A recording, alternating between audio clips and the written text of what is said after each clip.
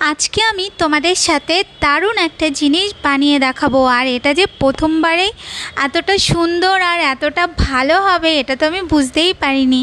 তো নমস্তে, নমস্কার, সবাই কেমন আছো? আমি অনেক ভালো আছি। আর আজকে আমি তোমাদের বানিয়ে দেখাবো ইউপি ফেমাস ঠেকুয়া রেসিপি। তো চলো দেখে নিই এই ঠেকুয়া বানানোর জন্য কী লাগছে। তো দেখো, প্রথমে আমি এখানে একটা বোলের মধ্যে নিয়ে নিয়েছি গুড়। এরপর আমি ওর মধ্যে দিয়ে দেবো জল। এরপর গুড়টাকে আমি ভিজিয়ে রাখবো। গুড়টাকে বেশ কিছু সময় ভিজিয়ে রেখে তারপর গুড়টাকে এই জলের সাথে ভালো করে একটু গুলিয়ে ছেঁকে নিতে হবে। আর এই দিকে দেখো, আমি একটা থালার মধ্যে নিয়ে নিচ্ছি একটা বাটি মেপে 2 বাটির মতন আটা। আর ওর মধ্যে আমি নিয়ে নিচ্ছি চামচ মেপে 4 থেকে 5 চামচের মতন একটু সুজি।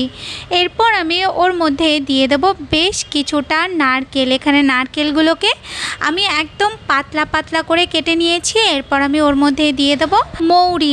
আর আমি ওর মধ্যে দিয়ে দেবো বেশ খানিকটা ঘি। এখানে আমি 4 থেকে 5 চামচের মতন একটু ঘি দিয়েছি।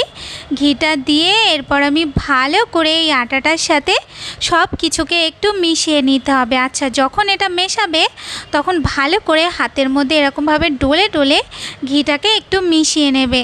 ঘিটা ভালো মতন করে মেশানো হয়ে গেলে এরপর আমি ওর মধ্যে দিয়ে দেবো চিনি। তো এখানে আমি 4 থেকে 5 চামচের মতন চিনি দিয়েছি। তোমরা যেমন কম বেশি করে মিষ্টি খাবে সেই বুঝে দিয়ে নেবে। এরপর চিনিটাকে ভালো করে আটাটার সাথে মিশিয়ে নিয়ে এরপর যে গুড়ের জলটা ছিল সেই গুড়ের জলটা অল্প অল্প করে আমি আটার মধ্যে দিয়ে দেবো। আর আস্তে আস্তে আমি মাখতে থাকবো। এইভাবে ভালো করে অল্প অল্প করে গুড়ের জল দিয়ে একটা ভালো ডো বানিয়ে নিতে হবে। ডোটা কিন্তু খুব শক্ত হবে না, যেমন আমরা রুটি বেলার সময় আটাটা যেরকম রাখি তো সেরকমভাবেই ডোটাকে বানিয়ে নিতে হবে। আর এই সময় তোমাদের যদি আমার রেসিপি ভালো লেগে থাকে তাহলে অবশ্যই একটা লাইক আর কমেন্ট করে দিও। তো দেখো, আটাটা আমার মাখা হয়ে গেছে। এরপর আমি ওই আটার থেকে অল্প একটু আটা নিয়ে নিলাম হাতের মধ্যে। তারপরে গোল করে নিয়ে এরপর ওটাকে একটু চেপে এরকম লম্বা করে দেবো। একটা সাইড একটু লম্বা করে দেবো, আরেকটা সাইড গোল মতন থাকবে।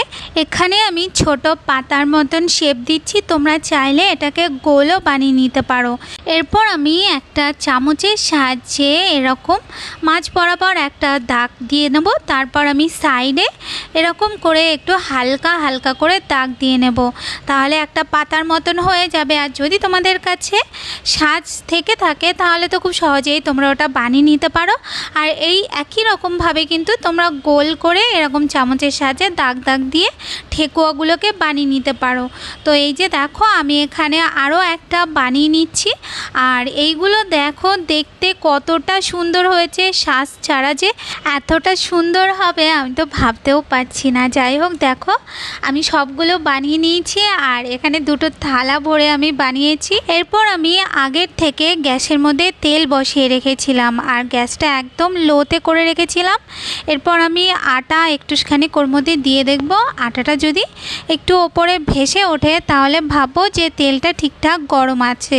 তো একদম গরম তেলে এইগুলোকে ভাজবো না, নর্মাল গরম তেলে এইগুলোকে ভাজতে হবে। তো দেখো, এখানে আমি ঠেকুয়াগুলোকে একটা একটা করে এরকম দিয়ে দিচ্ছি। একেবারে আমি সবগুলো ভাজবো না, এখানে আমি 4-5টার মতন দিয়েছি।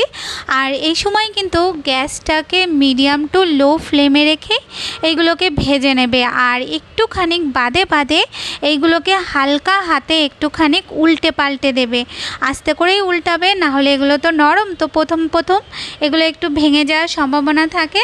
তো একটু বাদে বাদে আমি হালকা হালকা যখন কালার এসছে তখন আমি এইগুলোকে উল্টে পাল্টে 2 সাইডটা ভালো মতন করে ভেজে নিয়েছি। তারপর যখন একদম গোল্ডেন কালার চলে আসবে তার মানে এইগুলো ভাজা হয়ে গেছে।